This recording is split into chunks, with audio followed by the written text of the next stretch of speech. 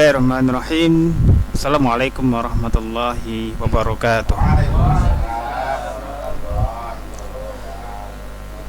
Alhamdulillahilladzi anzala sakinata fi qulubil mu'minin liyazdadu imanan ma'a imanihim. Asyhadu an la ilaha illallah wahdahu la syarikalah wa asyhadu anna Muhammadan abduhu wa rasuluhu sallallahu alaihi wasallam la nabiyya ba'da amma ba'du. Qala Allah Ta'ala fi kitabil karim na'udzubillahi minasyaitonir rajim. Bismillahirrahmanirrahim. Lilladzina ahsanul husna wa ziyadah wa la yarhaqu wujuhahum qataru wa la dhillah ulaika ashabul jannah hum fiha khalidun. Sadaqallahul azim. Alhamdulillah, pemirsa yang dimuliakan Allah, jamaah yang dimuliakan Allah Subhanahu wa taala. Pada malam hari ini kita kembali bertemu dalam rangka untuk kajian pada Kamis malam ini. Mudah-mudahan Allah Subhanahu wa taala senantiasa mencurahkan rahmatnya kepada kita, kemudian memuliakan apa yang kita lakukan, dan Allah Subhanahu wa taala memudahkan segala urusannya kita, memberikan kesehatan kepada kita, kemudian dan insyaallah kita menjadi hamba-hamba yang bertakwa kepadanya. Amin amin ya rabbal alamin. Kemudian salat dan salam marilah kita doakan kepada Allah, semoga disampaikan kepada baginda Rasulullah Muhammad sallallahu alaihi wasallam. Allahumma shalli ala sayyidina Muhammad wa ala ali sayyidina Muhammad. Pemirsa kaum muslimin, jamaah yang dimuliakan Allah Subhanahu wa taala. Di sini kita akan berusaha untuk membahas terkait masalah wara. Di dalam kitab Min Muqawimat Nafsiyah Islamiyah, di situ ada pembahasan atau subbab yang bercerita yang berkenaan terhadap wara dan meninggalkan syubhat.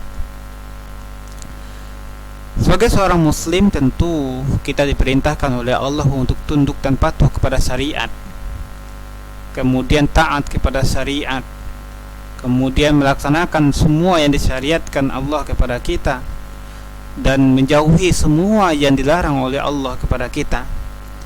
Maka tidak mungkin bagi kita seorang muslim lepas dari hal demikian. Karena apa? Karena kita adalah hamba Allah Subhanahu wa taala, diciptakan oleh Allah Subhanahu wa taala, kemudian diperintahkan untuk beribadah kepada Allah Subhanahu wa taala, kemudian nanti kita pasti akan kembali kepada Allah Subhanahu wa taala untuk mempertanggungjawabkan apa yang kita lakukan di dunia ini. Apakah kita taat kepada Allah di dunia, atau malah kita menjadi orang-orang yang tidak patuh, tidak tunduk kepada Allah, senantiasa mengerjakan keburukan yang dibenci oleh Allah Subhanahu wa taala di dunia. Nauzubillahi min dzalik. Pemirsa, jamaah yang dimuliakan Allah Subhanahu wa taala, sehingga tentu karena aktivitas kita ini semuanya terikat dengan hukum Allah Subhanahu wa taala, tentu kita mesti menjadi orang yang berhati-hati dalam menjalankan kehidupan kita ini, menjalankan amal kita, aktivitas kita. Jangan sampai amal kita itu termasuk amalan yang dibenci oleh Allah Subhanahu wa taala, termasuk amalan yang dilarang oleh Allah Subhanahu wa taala. Sehingga apa? Sebagai seorang muslim yang memiliki akal, kita dituntun oleh Allah Subhanahu wa taala dengan wahyu, maka akal itulah yang akan mendalami, yang akan meneliti, yang akan memahami wahyu Allah Subhanahu wa taala, sehingga kita berada dalam kehidupan ini dituntun dengan wahyu yang dibenarkan oleh akal kita, kemudian kita laksanakan semua yang diperintah, kemudian kita menjauhi semua yang dilarang oleh Allah Subhanahu wa taala. Karena Al-Qur'an sebagai hudal linnas, sebagai petunjuk bagi seluruh manusia, sehingga ketika kita mau melakukan aktivitas, tentu kita harus merujuk kepada petunjuk yang diturunkan oleh Sang Pencipta manusia itu sendiri, yakni Allah Subhanahu wa taala. Maka ketika kita beriman kepadanya, dan tentu kita merasa diri kita senantiasa diawasi oleh Allah Subhanahu wa taala, senantiasa diikuti oleh Allah Subhanahu wa taala. Bahkan ketika kita berbuat sesuatu sampai kita bersembunyi ke lubang semut pun, maka pasti Allah akan mengetahui apa yang kita lakukan. Jangankan hal itu, apa yang ada terbesit dalam hati kita, semuanya pasti akan diketahui oleh Allah Subhanahu wa taala. Sehingga apa? Maka seorang muslim dia akan waro', dia akan berhati-hati dalam melaksanakan amalan, dan amalan itu sejatinya orang yang beriman, dia akan senantiasa mengerjakan amalan yang akan mengantarkan dia menuju surga Allah Subhanahu wa taala. Bukan amalan yang dirandasi dengan riya atau sum'ah. Ketika kita beramal, maka tentu yang harus kita perhatikan terlebih dahulu adalah niat kita. Karena inamal a'malu bin niat, sungguh amal itu tergantung dengan niatnya. Maka ketika kita beramal, orang lain tidak mengetahui niatnya kita. Walaupun secara fisiknya kita dilihat oleh orang untuk beribadah, rajin beribadah, rajin takarub kepada Allah Subhanahu wa taala, tetapi manusia, saudara kita, anak dan istri kita, semuanya tidak pernah mengetahui apa yang ada di hati kita, apa yang kita niatkan. Maka ketika kita beribadah, kita menjalankan aktivitas kita kepada Allah Subhanahu wa taala, maka niatkanlah semuanya semata-mata karena Allah Subhanahu wa taala, bukan dengan mencari keridhaannya manusia, tetapi kita beribadah dengan mencari keridhaan Allah Subhanahu wa taala. Sehingga apa? Dalam hadis juga disampaikan oleh Rasulullah bahwa banyak sekali orang yang beramal, dia menjadi seorang syahid, kemudian dilempar oleh Allah ke neraka. Lantaran apa? Lantaran dia ingin dilihat oleh kawan-kawannya, para sahabatnya sebagai seorang pemberani di medan perang, kemudian syahid, tetapi syahidnya tidak mengantarkan dia menuju surga Allah Subhanahu wa taala. Kemudian juga dalam hadis pun juga disampaikan oleh Allah, banyak orang yang alim, para ulama yang dilemparkan oleh Allah ke nerakanya. Karena apa? Karena dia menuntut ilmu, dia menjadi orang yang berpengetahuan, dia menjadi seorang ulama, itu karena ingin dihormati, ingin diberikan kehormatan oleh orang lain, bukan karena ingin mendapatkan keridhaan Allah Subhanahu wa taala, tapi dia berilmu untuk mendapatkan keridhaan dari manusia. Dikenal sebagai ulama yang hebat, dikenal sebagai ulama yang alim, tetapi niatnya tidak berdasarkan karena Allah Subhanahu wa taala, sehingga dia dilemparkan oleh Allah Subhanahu wa taala ke dalam nerakanya. Kemudian juga ada disampaikan oleh Rasulullah SAW dalam hadis, juga ada orang yang dermawan, dia rajin berinfak, dia rajin bersedekah, kemudian menunaikan dan memberikan hartanya di jalan Allah Subhanahu wa taala, kemudian dia dilemparkan oleh Allah ke neraka. Kenapa?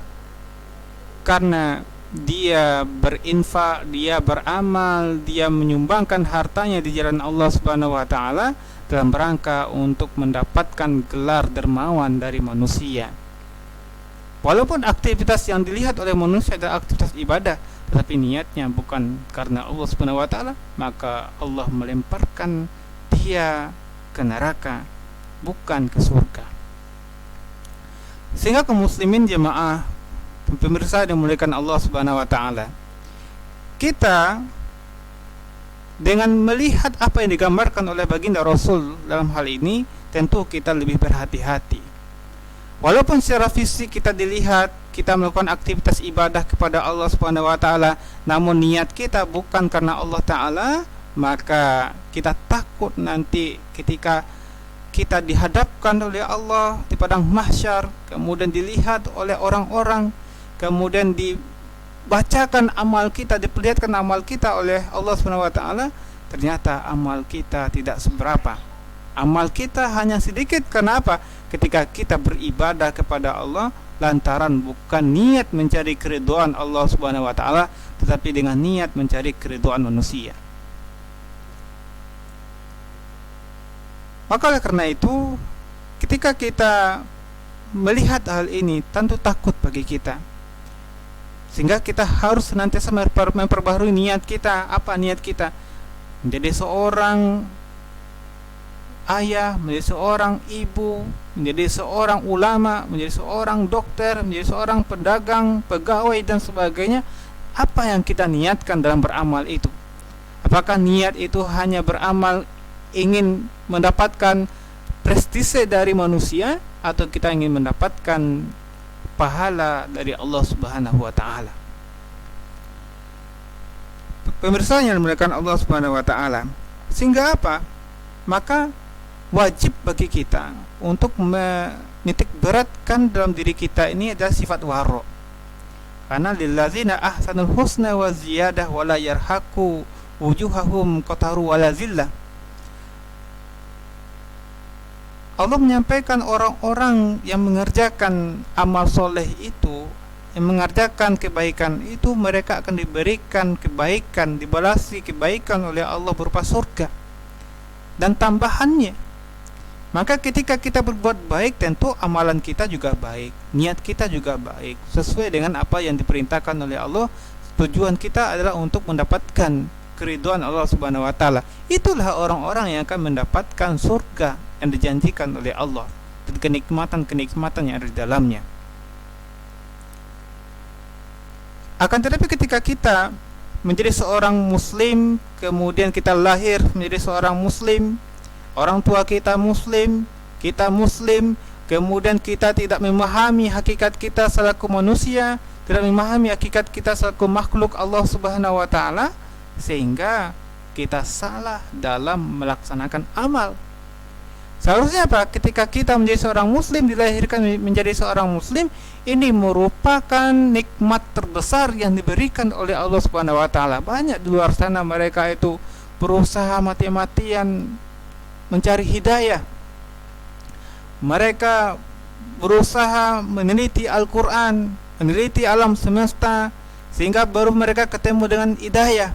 Sementara kita dilahirkan dalam keadaan mendapatkan hidayah oleh Allah Subhanahu wa taala, tetapi kita tidak menjadikan nikmat itu, tidak mensyukuri nikmat itu dengan sebesar-besarnya kepada Allah Subhanahu wa taala. Maka prosesnya adalah ketika kita dilahirkan menjadi seorang muslim, kita menjadi seorang muslim, maka kita pahami itu iman kita, pahami itu Islam kita. Sehingga apa? Ketika kita menjadi Islam, bukan Islam yang katanya Islam KTP, tetapi kita menjadi Islam yang kafah, Islam yang akidah kita tertanam tancap kuat kokoh dalam hati kita. Kemudian kita Islam dengan beramal, menjalankan semua yang diperintah oleh Allah Subhanahu wa taala, kemudian menjauhi semua yang dilarang oleh Allah Subhanahu wa taala secara kafah dengan menerapkan amalan Allah, amalan yang diberikan oleh Allah kepada kita. Kemudian ketika kita berbicara tentang wahra, juga disampaikan oleh baginda Rasulullah sallallahu alaihi wasallam, fadlul ilmi khairun min fadlil ibadah. Keutamaan orang-orang yang memiliki ilmu itu lebih baik dari keutamaan beribadah. Maka kalau ada orang yang ahli ibadah tanpa memiliki ilmu, maka lebih utama lagi orang yang berilmu. Namun kata Rasulullah SAW bahwa khairu dinikumul wara, maka sebaik-baik kalian dalam beragama adalah mereka yang wara, mereka yang berhati-hati. Apa itu wara? Kalau kita lihat bagaimana pendapatnya Imam Ibn Taimiyah dalam kitabnya Majmu' Fatawa, disampaikan bahwa waro itu adalah meninggalkan sesuatu yang akan mengantarkan kepada mafsadat. kerugian akhiratnya. Sehingga apa? Kita berhati-hati ketika kita melaksanakan aktivitas itu, takut kita akan mengerjakan sesuatu yang memberikan mudarat kepada kita, mafsadat kepada kita, atau sesuatu itu akan mengantarkan kepada haram. Karena jelas kata Rasulullah SAW, innal halala bayyin wa harma bayyin. Halal itu jelas, kemudian haram itu jelas, kemudian di antara keduanya ada sesuatu yang mutasyabihat, ada sesuatu yang syubhat. Maka orang yang waro' bahwa dia itu menjalankan yang diperintah oleh Allah, kemudian dia meninggalkan yang diharamkan oleh Allah, kemudian dia juga meninggalkan sesuatu yang belum jelas hukumnya. Dia meninggalkan sesuatu yang belum jelas hukumnya karena takut bahwa apa yang ia lakukan itu, apa yang ia makan itu akan dimintai tanggung jawab oleh Allah SWT. Ternyata itu merupakan sesuatu yang diharamkan. Makanya ya, jangankan kita meninggalkan yang haram, yang syubhat saja, para sahabat itu mereka tinggalkan. Maka kita diajarkan untuk meninggalkan sesuatu yang syubhat, yang belum jelas ketentuannya, yang belum jelas hukumnya. Bagaimana dulu ketika kita pernah mendengar sejarah bagaimana ayahnya Imam Abu Hanifah itu, beliau itu mendapatkan buah-buahan yang jatuh. Yang kan, yang kalau kita lihat secara fikih bahwa buah-buahan yang jatuh itu adalah itu satu yang boleh kita makan tanpa kita minta persetujuan, minta izin kepada orang yang punya buah itu, orang yang punya pohon itu. Tapi karena sudah saking laparnya dimakan buah yang jatuh itu, kemudian merasa bersalah. Kemudian dicarilah siapa yang memiliki pohon itu, siapa yang memiliki buah itu, kemudian ketemulah dan minta maaf, minta keridhoannya atas buah yang dimakan tadi, bukan buah yang dibatang tetapi buah yang jatuh tadi. Kemudian apa yang dibalas oleh Allah SWT? Dia dinikahkan oleh pemilik kebun tadi, kemudian lahirlah seorang imam yang soleh, Imam Abu Hanifah. Jadi guru-gurunya para imam mazhab itu. Kemudian kaum muslimin jamaah yang muliakan Allah Subhanahu wa taala. Sehingga ketika kita beriman kepada Allah, maka wajib bagi kita tunduk taat dan kita wajib waro' di dalam hal itu. Sehingga lisan kita terjaga, perbuatan kita terjaga, apa yang kita sampaikan itu semuanya tidak lain kecuali kebenaran. Kemudian apa yang kita lakukan tidak lain itu adalah sesuai dengan yang dituntun oleh Allah dan Rasulnya. Sehingga orang yang waro', dia ketika dia diperintahkan oleh Allah untuk melaksanakan syariat Allah SWT, ia sambut dan ia perjuangkan. Kemudian orang yang waro' itu adalah ketika dia dilarang oleh Allah SWT untuk melakukan sesuatu atau memakan sesuatu, maka dia akan tinggalkan, maka dia akan jauhi sejauh-jauhnya. Kemudian sesuatu yang dirasakan akan mengantarkan kepada neraka atau mudaratnya, maka dia akan meninggalkannya walaupun dia belum tahu itu jelas hukumnya atau hukumnya halal atau tidak itu. Ya mungkin demikian yang dapat kita sampaikan terkait masalah waro' dan meninggalkan syubhat ini. Sehingga sehingga kita hati-hati dalam beramal, hati-hati dalam menjaga lisan kita. Maka kita wajib menjadikan Rasulullah SAW sebagai teladan kita. Kemudian kita juga wajib mencontoh apa yang telah dilakukan oleh para sahabat Rasulullah dalam rangka untuk menegakkan din ini dan beramal ini dengan penuh kehati-hatian karena takut akan azab dan dosa dari Allah Subhanahu wa taala. Assalamualaikum warahmatullahi wabarakatuh. Waalaikumsalam warahmatullahi wabarakatuh.